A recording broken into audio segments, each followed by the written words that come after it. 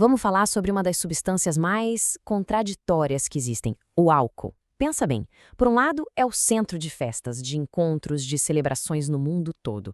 Mas por outro, é uma das coisas mais nocivas que a gente pode colocar para dentro do corpo. E quando eu digo nociva, os números não mentem. Todo santo ano, mais de 2 milhões de mortes são diretamente ligadas ao álcool, seja por doenças, câncer ou acidentes. É um número realmente assustador, que supera muitas outras causas de morte somadas.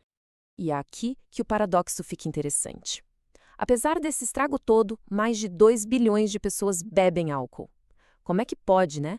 Algo tão destrutivo ser tão normal, tão integrado na nossa cultura? Bom, é isso que a gente vai tentar entender hoje. No fundo, a gente está falando de uma arma biológica. É sério. O álcool, o etanol, é uma toxina que a levedura produz para matar os micróbios concorrentes. E nós, seres humanos, o que a gente faz? A gente pega essa toxina e bebe de propósito, por causa dos efeitos sociais dela.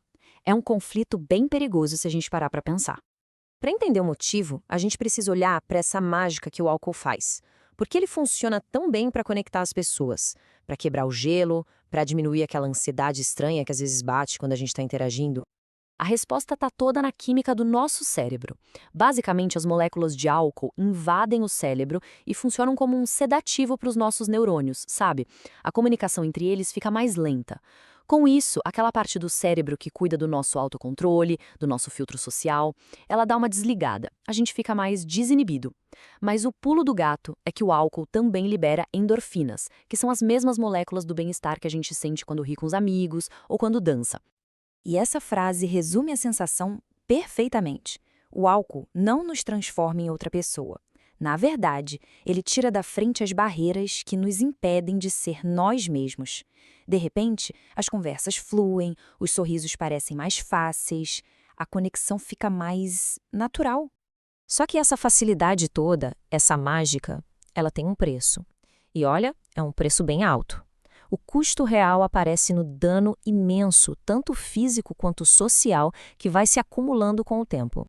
Então, deixa eu apresentar o grande vilão dessa história, o acetaldeído. Quando o nosso corpo tenta se livrar do álcool, ele transforma nessa substância que é ainda mais tóxica que o álcool em si. Esse cara que ataca as nossas células e o nosso DNA, fazendo um estrago generalizado pelo corpo todo. E o ataque é sistêmico, sabe? No cérebro, os neurônios encolhem, conexões são perdidas. O fígado, que trabalha dobrado, pode acabar desenvolvendo uma cirrose fatal. O músculo do coração enfraquece. E, no nível mais básico de todos, o nosso próprio DNA é danificado, o que abre as portas para vários tipos de câncer. Essa metáfora do cimento fresco é perfeita. Sabe por quê? Porque o cérebro humano só termina de se formar, de secar, lá pelos 25 anos. Beber antes disso é literalmente danificar uma estrutura que ainda está em construção, e as consequências disso podem durar a vida inteira. E os números concretos são de cair o queixo. Todo ano, o álcool é a causa direta de 740 mil novos casos de câncer no mundo, e isso sem nem falar do fígado. Outras 600 mil pessoas morrem anualmente porque esse órgão, que é vital, foi simplesmente destruído pelo álcool. Aniquilado, pouco a pouco. E o pior é que o dano não para em quem bebe. Ele se espalha, como ondas, e atinge a vida de muita gente. Todo ano, 500 mil de pessoas morrem em acidentes causados pelo álcool e muitas delas nem beberam uma gota. O álcool está por trás de metade dos crimes violentos e deixa um rastro de milhões de feridos ano após ano. Diante de tudo isso, a pergunta volta. Por que a gente continua?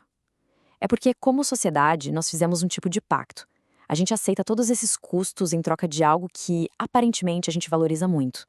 O acordo é basicamente esse. Nós trocamos um pedaço da nossa saúde e da nossa segurança, tanto individual quanto coletiva, por uma solução rápida, uma ferramenta fácil para superar o desafio de se conectar com outras pessoas. Mas parece que esse pacto pode estar mudando. As gerações mais novas, especialmente a geração Z, estão bebendo bem menos. E essa mudança está acontecendo ao mesmo tempo que outras grandes transformações sociais. E a mudança é bem clara.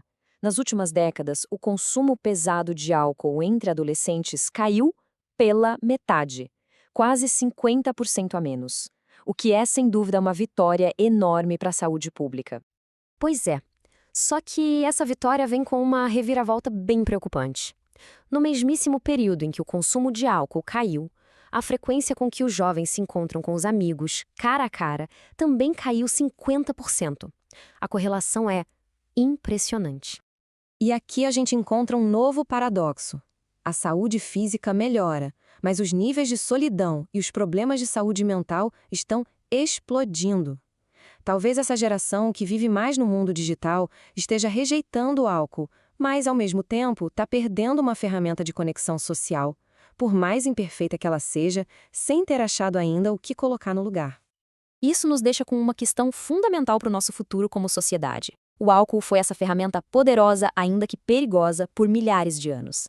Se a gente está, de fato, começando a abandonar essa ferramenta, o que vem depois?